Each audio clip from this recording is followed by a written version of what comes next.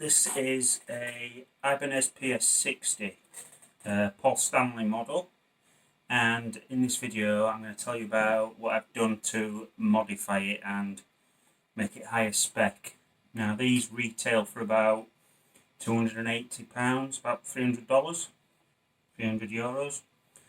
The next version of the PS10, that goes for about 700, 800 I think. But you can spec the PS60 out so it sounds and plays as good as one of the more expensive ones, which is what I've done with mine. Now the idea was to make a guitar that I can throw around and play live and not be too worried about scratching it up, but still have a good sound, and also a nod to Paul Stanley and Kiss, because Paul Stanley and Kiss are cool. Right, so basically this guitar, when it comes from the shop, is just standard Ibanez humbuckers, standard tuners, made in China, bolt-on neck, and the pots aren't very cracking either. So what I did was I looked at ways of updating it and trying to get better spec by not spending loads of money. So the first thing I did was I went on eBay and I got some locking tuners. You can see there. I think they were £30, about $30 for a set. So now it keeps in tune really well, and the other one's in a box somewhere as spares. What I also did was I got a George Lynch Screaming Demon Seymour Duncan in the bridge, and my partner for my birthday bought me a Seymour Duncan custom for the neck. I removed the pin there because the more expensive ones don't have a pin there, and I screwed one in the back there, so now it's not top heavy, so when you're playing it, it's pretty level. It doesn't go nosedive. What else did I do? I also took it to a local guitar shop and they changed the pots for me and the switch. Again, a cost of £30, and they put alpha pots in it, and it's just a lot better now, because the original pots were kind of like crackly a little bit, and also when I turned it up it was just like really loud or not loud at all, and now they're pretty good. So that is pretty much what I've done. The wood's poplar, where on the more expensive one it's mahogany. The neck is called New Zealand pine, which I'm not aware of before, but I think Ibanez have started doing that because of the restrictions with the rosewood. It's alright, it's nice, it's clean. Frets good out of the box, nothing wrong with them. So yeah, ready for action. The whole thing with the mods cost me about, I would say probably $450, whereas like I say, the PS10's about 700.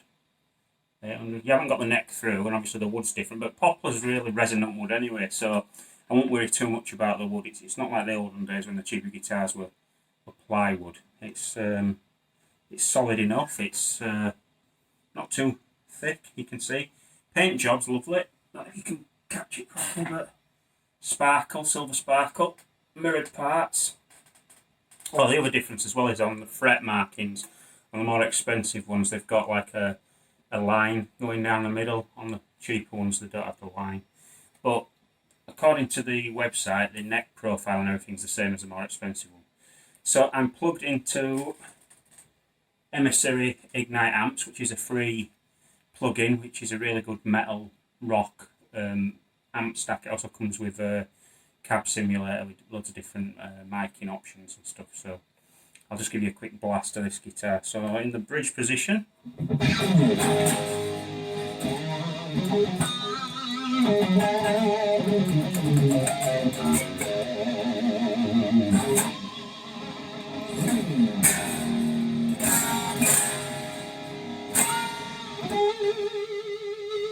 Loads of sustain.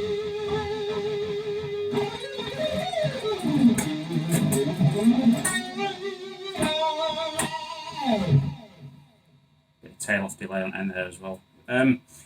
Obviously got a George Lynch pickup in it, so if you want to play that sort of style of music, it's really excellent for it.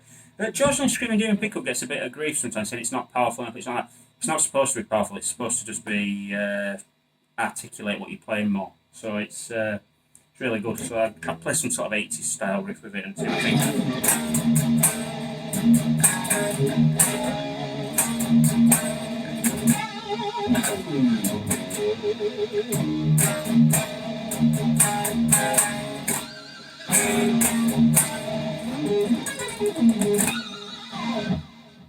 It's really crystal clear. Neck pickup custom, so you can get some really fast credits.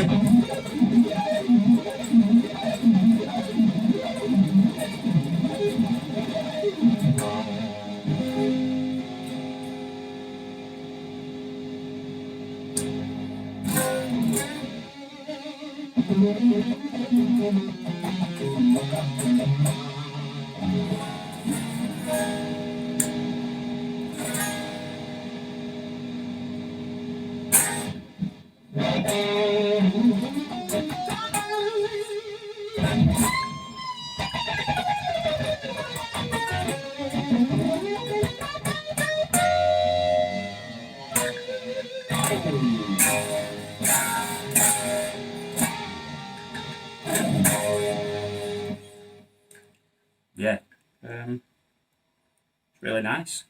So there you go. This is the Ibanez PS60 with modifications. That's what Paul Stanley autograph there. Locking tuners.